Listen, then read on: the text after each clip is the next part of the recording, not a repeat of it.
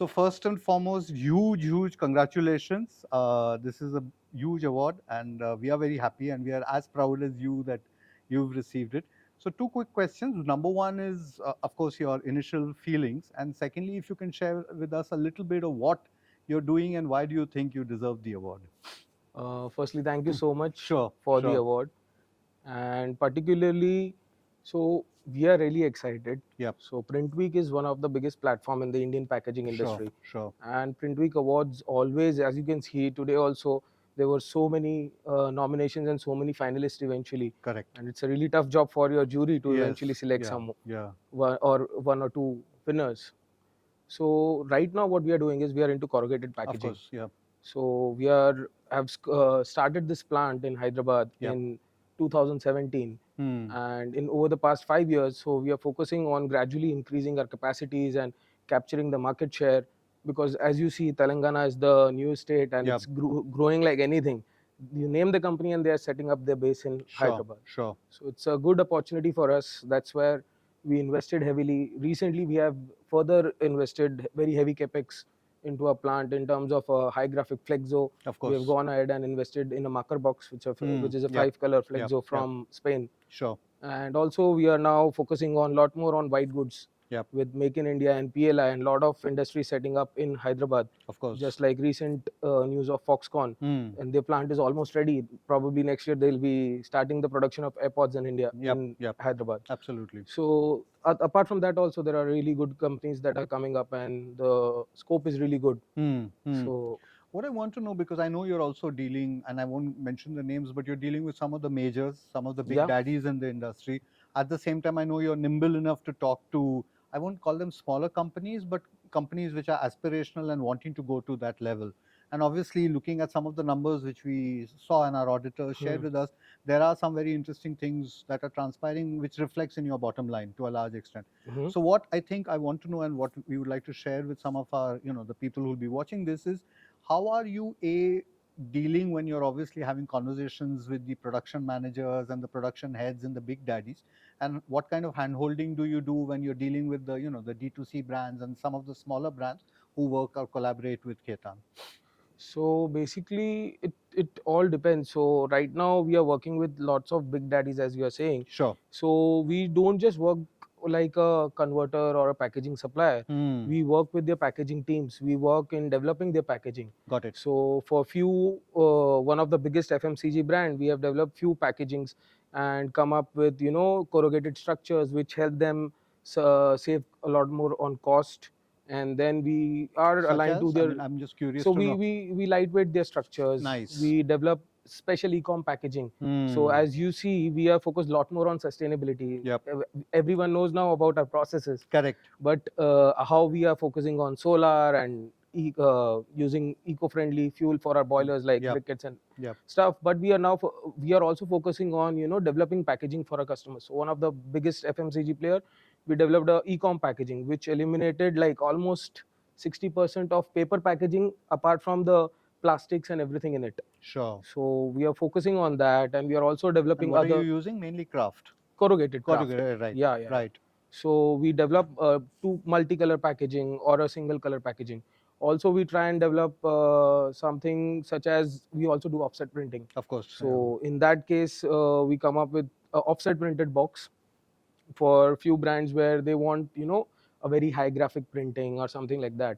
So we focus on what actually a brand wants. Yep. So the focus is on service and coming up with a packaging solution which is perfect for them and delivering them as and when they require. So we are catering more than 1,000 kilometer of radius in corrugated packaging, which is really belies the logic of 250 kilometers, etc. Yeah. So more than 1,000 kilometers now. So what are you?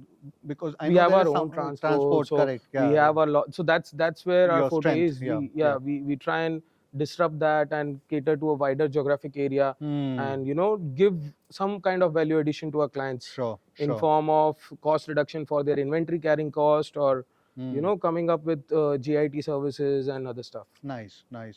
And again, just curious to know, because again, this would be seen by some of your customers, Yeah. brands, people who are not. Is that It is seen by them for sure. yeah. I've got a very good compliment from one Response, of yeah, my yeah. customers. So what I'm also wanting to know is that craft has been probably a material which has misbehaved in terms of volatility, the Very. pricing. Yeah.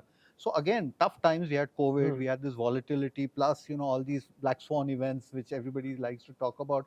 How has that affected the way you So have structured your business in terms of basically, if we can see from past, I had done a little bit of study for one of my client. Sure. So from past 3 years, it has gone. There are various other factors which are affecting a macro level factor, you can say, or factors outside of one's control in India. Sure. So like COVID came, then after COVID there was rather before COVID there was a ban by China on import of course, OCC, the whole which waste, affected that. Yep. And just after that the market was recovering, and then there was COVID. Yep. And then there was extremely high exports, because overall the market of paper prices were higher in the international market. Sure. Indian paper was getting viable for the Middle East and for the African markets. Yep. Then after that, all of a sudden the European thing came up. Correct. So you can see that there was a chain of events happening almost after a constant gap of a year.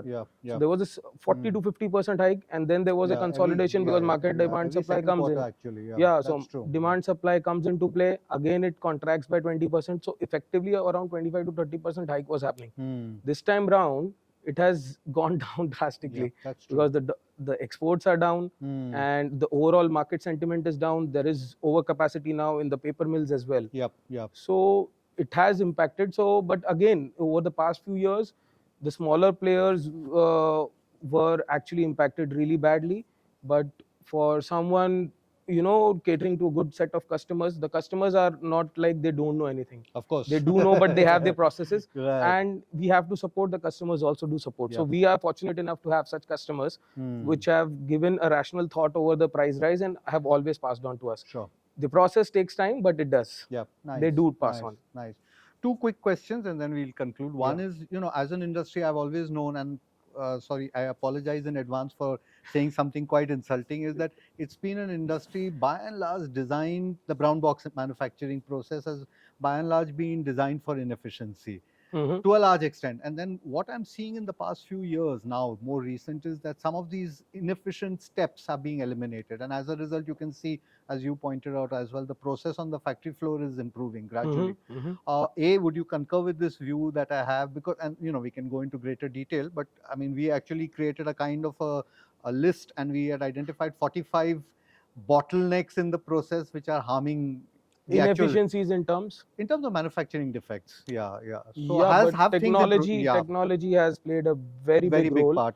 So what I can say is so 2015 is when I officially entered this industry. Nice. My family business. Okay. 2017 eventually I set up this new plant. Correct. So post 2015, what I can see is there is a trend of European machines coming, automatic lines coming up. There are now converting lines which are as high as cost of around more than 2 million euros as well. Right. So they have also come up, and they are selling like hotcakes right now. 1.5 million euros is nothing. Yeah, of course. I mean, if we talk about it post 2015, because the first ICMA conference I had attended was in 2014. I was just graduating by then. So that time OGI was there on the podium and they were discussing. So that was the time, because people saw that big players are coming in. So eventually the technology upgradation and heavy capex will come in, because they'll focus on these inefficiencies that you're talking about. They want their efficiencies. So now the industry is in such a phase that it is maturing, because now the customer is also very conscious. So if suppose, let's say, even a beer box. A beer box requires the cheapest quality of paper for manufacturing, because they just need it to wrap it and brand it. But now they are focusing on what is the finish, how strong is the paper, or how lighter you can go further. So they are focusing on a lot more on quality as well. So even the consumer which doesn't require much value added packaging is also focusing on that. So because of that, we have to get good machines, good technology, and efficiency should be the focus. Because that's a volume game, and if efficiencies are not there, you cannot survive. As you have said, it is the survival of the fittest, because there are so many players coming in, and big companies like maybe a Japanese company or even JK Paper Yeah, recently yeah, ventured. of course, yeah, So yeah. Right, a lot of backward integration. So one final question. I mean, you complete what, 10 years in 2027? Would that be, or yes, the fact the this plant plant, yeah, this plant the the Hyderabad plant? CorruCase, Yeah, yeah, yes. yeah. So I mean, what is the sort of targets you've set internally? So in next 2 years, we have set a target that we should be able to convert around 3,000 to 3,500 tons. Nice. So that's where the capacity expansion happened this year. Right, right. So that's our target. So right now it's we a are converting. single It's a roof, single roof, one facility. unit. Yeah. Yeah. And that space behind you will add. No, we have expanded now. Okay. So the expansion is done, the capex is done this year. Okay, lovely. So the capacity is expanded to 3,000 to 3,500 tons. Currently, we are doing around 1,700 odd tons. Nice. Yeah, so, of course, those numbers are so now we have to just focus on our sales and get the thing rolling. Nice. So interesting times ahead. Yes, yeah. yes, All right. yes. Super. Thank you very much for this conversation, and savor your victory.